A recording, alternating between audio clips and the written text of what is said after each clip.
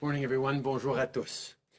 Je suis heureux d'être ici aujourd'hui avec la vice-première ministre Freeland, la ministre Anand, ainsi que la docteure Tam et le docteur New. Alors qu'on lutte contre cette troisième vague, notre priorité absolue continue d'être la sécurité de tous. Hier, on a tenu notre 30e rencontre des premiers ministres des provinces et des territoires depuis le début de la pandémie. Mon message pour les premiers ministres a été clair. Le gouvernement fédéral est là pour vous appuyer. Yesterday, the premiers and I had another productive meeting. We talked about vaccines, testing, and what we can do to beat this third wave. We also talked at length about borders. Premier Ford asked that we suspend the arrival of international students. Because at this time, Ontario is the only province requesting this, we're happy to work more narrowly with them. We'll be reaching out to their officials today to formalize that request. Again, I want to be clear. This is not the time to travel. On land borders, as a reminder, anyone who comes to the U.S. land border has already been tested in the U.S. in the last 3 days. Then they have to get tested again. And everyone has to quarantine for 2 weeks and do another test on day 8.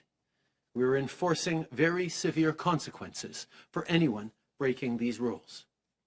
Yesterday, in addition to all this, Deputy Prime Minister Freeland provided an update on the budget as well. I also took the opportunity to congratulate Premier Silver of Yukon on his re-election. I look forward to continuing to work with him on everything from the fight against climate change and creating affordable childcare to our commitment on building a stronger relationship with Indigenous peoples. In fact, I'll be calling Sandy later today so we can discuss these priorities further.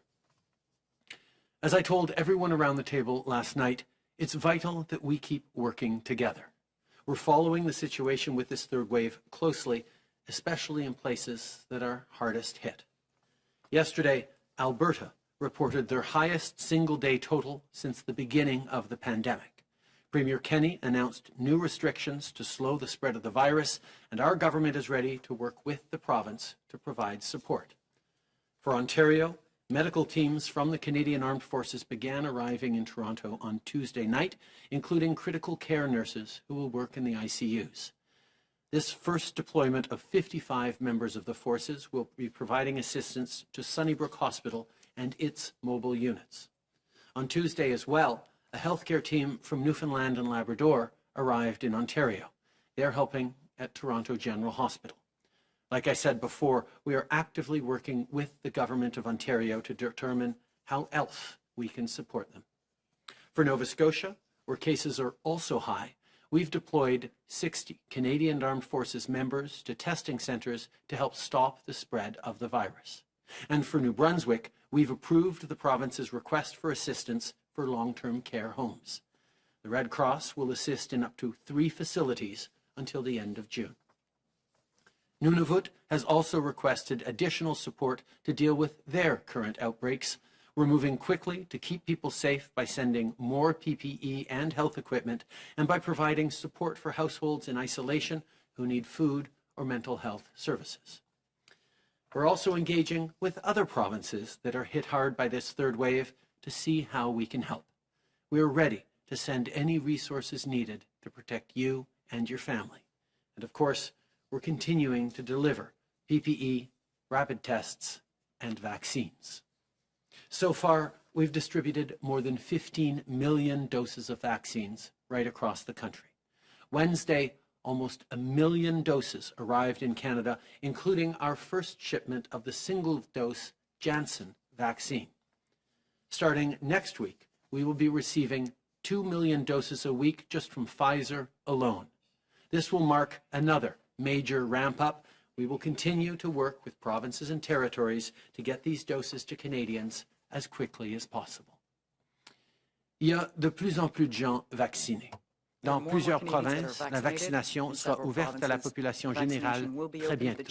C'est une nouvelle encourageante. Au cours de la dernière année, on a souvent répété que chaque effort compte. Chaque effort aide à protéger nos travailleurs de la santé, nos familles, nos voisins et tous les Canadiens. En portant un masque, En gardant nos distances, en restant à la maison, on aide à sauver des vies. Et c'est vrai aussi de se faire vacciner. Chaque dose de vaccin compte. Aussitôt que c'est votre tour, je vous encourage à prendre un rendez-vous pour recevoir votre vaccin. C'est important pour se protéger soi-même et pour protéger les autres.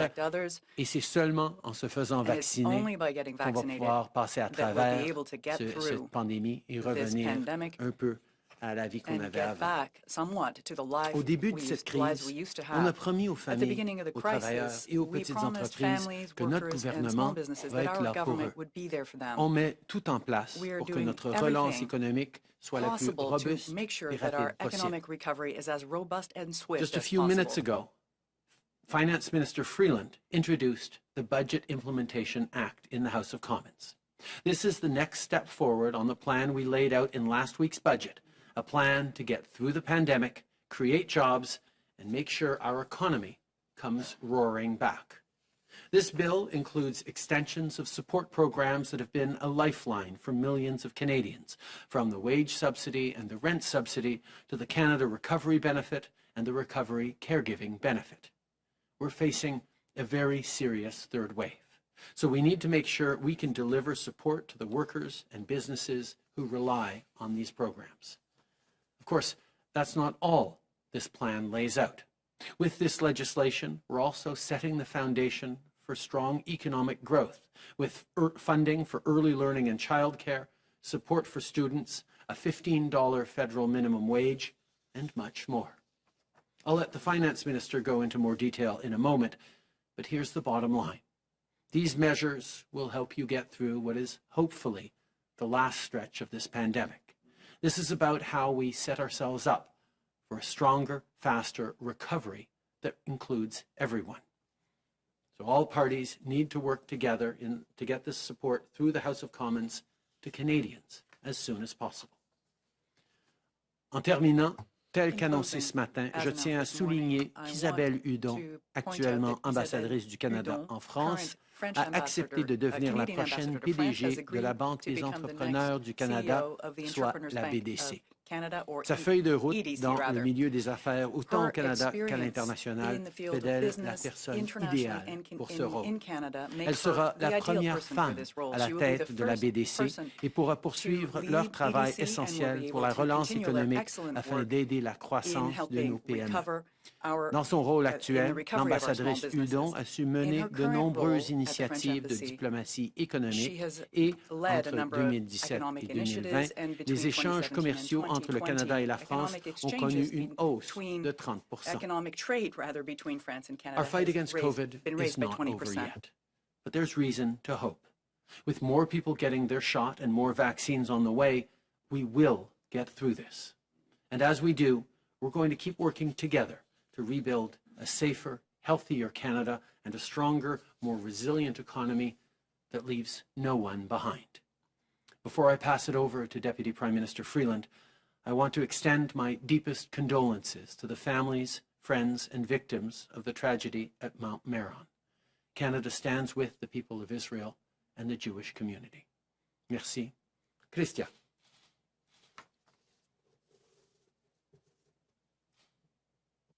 OK.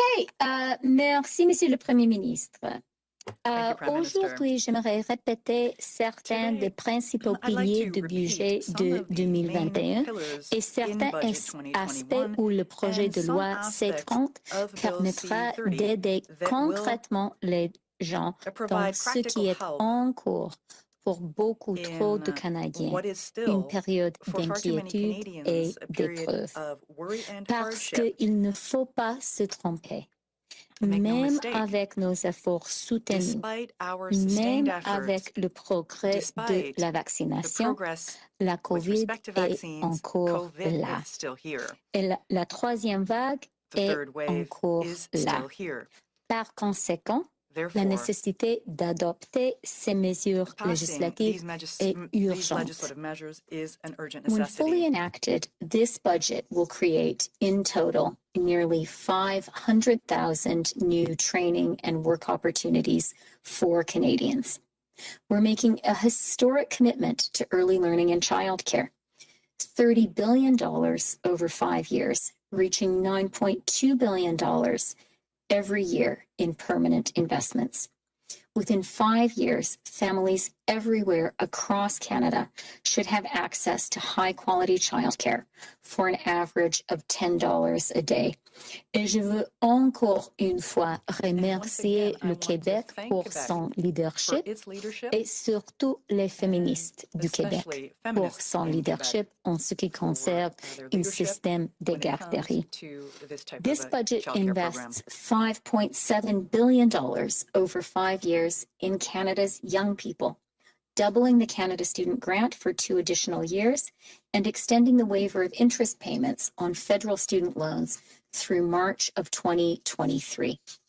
More than 350,000 low-income student borrowers will have access to more generous repayment assistance. Nous proposons d'élargir l'allocation canadienne pour les travailleurs et investir 8,9 milliards de dollars sur 6 ans en soutien supplémentaire aux travailleurs à faible revenu. Cela offrira un complément salarial à environ 1 million de Canadiens supplémentaires et sortira près de 100 000 personnes de la pauvreté. De plus, le budget instaurera un salaire horaire minimal fédéral de $15. To help small businesses recover and grow, this budget contains a new Canada Recovery Hiring Program that will run from June to November and provide up to $595 million to make it easier for businesses to bring back laid-off workers or to hire new ones. We will also invest up to $4 billion to help up to 160,000 small and medium-sized businesses buy and adopt the new technologies they need to grow and become more productive and more competitive. And we'll encourage businesses to invest in themselves by allowing for immediate expensing of up to $1.5 million of eligible investments by Canadian-controlled private corporations in each of the next 3 years. These larger deductions will support about 325,000 businesses in making critical investments. Enfin, nous accordons un soutien ciblé aux industries qui ont été le plus durement touchées, soit les secteurs de l'hôtellerie, du tourisme, de la culture et de l'aérospatiale. Nous allons relancer le secteur du tourisme avec un investissement d'1 milliard de dollars. Ceci est en plus de 2 milliards de dollars que nous accordons au secteur aérospatial. Tout simplement, notre priorité est de faire en sorte que les Canadiens puissent retourner au travail. This budget is about growth and about jobs. It's about people. It's about making concrete, targeted investments to heal the wounds of COVID and to put Canada on a long-term track towards higher growth, towards greater prosperity, and towards a clean, green future. The Budget Implementation Act, tabled today, is the first major step in delivering on this plan. As the Prime Minister said, it also includes extensions and expansions of critical COVID-19 support programs for businesses and for people, including the wage subsidy, the rent subsidy, and recovery benefits. These supports are vital, as I have heard in roundtables across the country this week. And these supports will continue to be vital until the virus is beaten.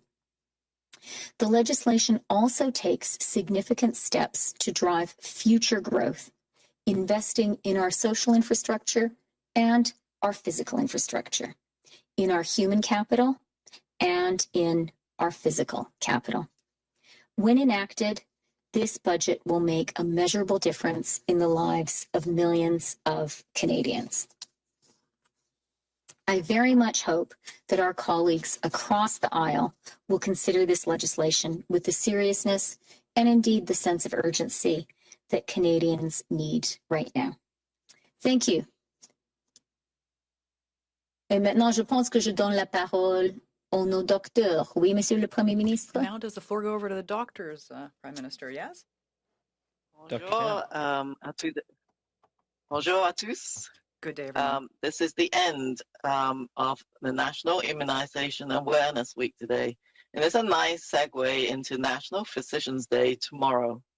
Not surprisingly, physicians are among the healthcare providers that Canadians trust most for vaccination advice.